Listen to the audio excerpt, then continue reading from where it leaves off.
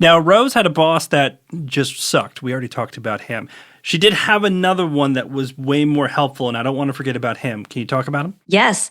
His name is Jacques Jaujard, and he really looked like kind of like Humphrey Bogart.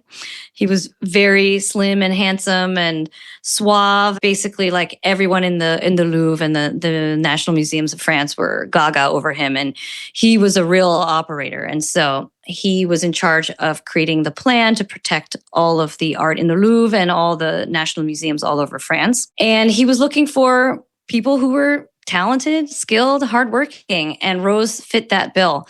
And they both came as kind of outsiders. He was from a working class family as well, became a journalist and made his way up from there. And so I think the two of them really understood each other and knew how to focus on what are the important matters, what's the goal at hand. Rose helps to evacuate the Jeu de Paume during both the Munich crisis in 1938 and then when war breaks out in September 1939. And then in October 1940, the Germans ask to take the Jeu de Paume Museum. And at that point, Jacques Jaujard knows he's got the kind of perfect person to spy on what the Germans are going to be doing inside the museum. And so he tasks her to, quote, stay at all costs inside the Jeu de Paume Museum. And she takes that directive very seriously. Now, the Nazis definitely took some art that we have not been able to find ever again. Is there any one that as you're going, you're like, oh my God, if I could lay my eyes on this, that would be the ultimate. Is there one that sticks out in your mind,